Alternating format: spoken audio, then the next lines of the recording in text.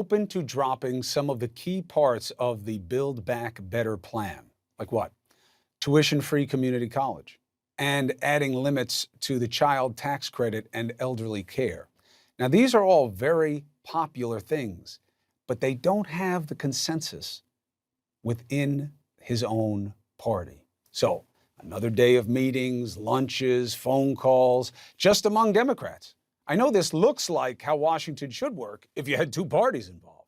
But let's talk to a progressive who was in today's meetings, Wisconsin Representative Mark Pocan. Congressman, thank you. Chris, thanks for having me. So, what do I have right? What do I have wrong? What was the president's posture today? Uh, I think he's anxious to get this done. Not frustrated, but anxious is the right word, because this is his agenda. He's extremely well versed in it. He wrote it. He's got every detail in his head on this. And, most of the final negotiation is really with a couple people in the Senate, but there are hundreds of Democrats in the House and 48 in the Senate who are ready to go on this as soon as we can. And I think once we get the final few to join us, we're going to have two really big bills that are going to deliver for the American people. Well, look, the good news is whatever you pass, if the number is even a fraction of what was originally suggested and the majority of boxes are checked, it'll be spending like we haven't seen on meaningful programs based on polls of how people feel about it since the New Deal.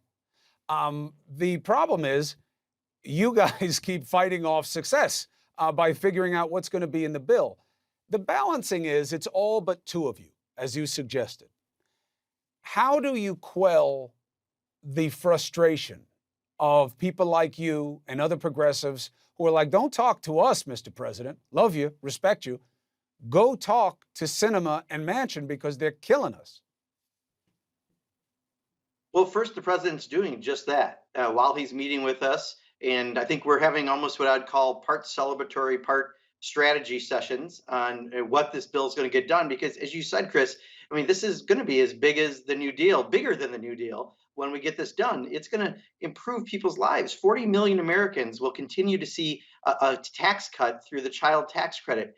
You're going to see reduced costs for Americans through lower cost prescription drugs, through being able to get their child care at no more than 7% of their income, through expansion of Medicare, so many other things that the average person is going to actually benefit from. Finally, from Washington, it's going to create millions of jobs, many tackling climate change. And the best part is it's paid for, right? That's the part that everyone gets lost. They're saying, what's the final number going to be? The final number is actually zero as far as cost to the average person. And the numbers never helped you anyway. I know it works.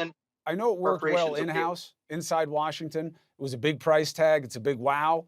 But as you know how people, I mean, you know from back home, people get sticker shock. So I think the more you guys sell the programs and not the price tag, the better for you. One last quick question, Congressman Pocan, and I appreciate you being here. Do you think you can get a framework done, whatever that means, before Biden goes, the president goes to the G20, such that you can have a vote on the infrastructure bill and send him to face the rest of the G20 with something in his pocket?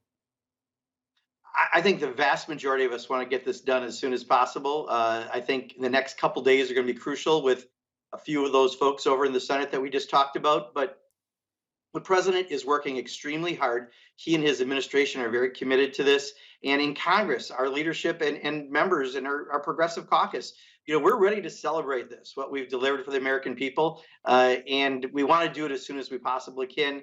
So we're hoping that, the few holdouts that are still out there, the rest of us are rowing together. We just need them to pick out what kind of wood they want their oar made out of, and we'll all be together. That's a good line. Congressman Mark Pocan, thank you very much. Good luck doing the work of the people. Thank you. All right. Another right-wing anti-vaxxer